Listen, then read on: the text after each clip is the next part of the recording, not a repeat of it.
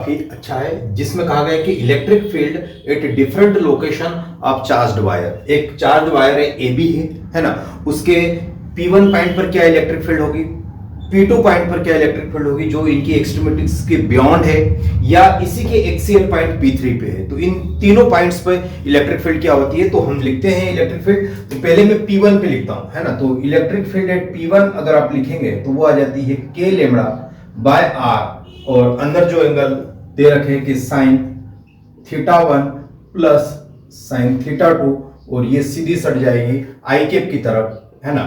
और फिर आप कह सकते हैं कि cos θ1 माइनस cos θ2, और ये जाएगा जे कैप की तरफ, ठीक है। तो और इन सबको हम यहां रखते हैं एक बड़े ब्रैकेट के अंदर, ताकि दोनों में मल्टीप्लाइड है के लेमड़ा बाय आर। तो ये P1 पॉइंट पर इलेक्ट्रिक फील्ड आ रही है। इसका मैग्नीट्यूड निकालना तो स्क्वायर करके ऐड कर दीजिए, सिंपल सी कहानी है ना। θ1 इक्वल टू θ2 अगर हुआ, ये इसके मिड पॉइंट पर हुआ, तो ये वाला टर्म गायब हो जाएगा, ये ऐड हो जाएगा। तो एक ये वाली कहानी थी।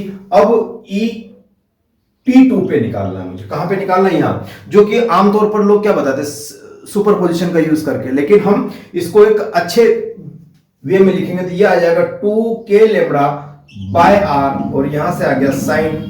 अब ये वाला एंगल कितना बन चुका, देखिए ये वाला एंगल टोटल कितना θ2, ये कितना θ1, तो यहां आ जाएगा θ2 माइनस θ1, तो ये आ जाएगा θ2 माइनस θ1 बाय 2, और ये जो डायरेक्शन से इसके अलॉन्ग आ जाएगी। इसी प्रकार से ई P3 पे कितनी होगी, इसके एक्सियल पॉइंट पर। अब ये इन दोनों पॉइंट के बियॉन्ड है, और ये कहां पे है, एक्सियल पॉइंट पे। तो मैं इसको लिखूंगा एक्सियल पॉइंट पे क्या लिखी जा सकती है, के क्यू, और यहां से बी से यहां पॉइंट तक की डिस्टेंस ए है, और ये टोटल लेंथ कितनी है यहां से यहां तक की, अगर मैं कहना चाहूं तो ये वाली टोटल लेंथ एल है, तो एल प्लस ए, ठीक है।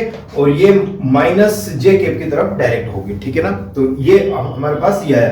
अब हम क्या कर सकते हैं, Q equal to lambda into L भी होता है ना, Q is equal to lambda into L भी होता है। तो इसको हम और तरीके से भी प्रेजेंट कर सकते हैं। तो ये आ जाएगा K, और Q की वैल्यू आ जाएगी लेमड़ा इंटू एल अपॉन ए इंटू एल प्लस ए, और अगेन जो डायरेक्शन होगी माइनस जे कैप की तरफ आपको दिखती चली जाएगी डायरेक्शन। तो इस टाइप से हमारे पास अलग अलग लोकेशन पर अलग अलग इलेक्ट्रिक फील्ड्स आती है।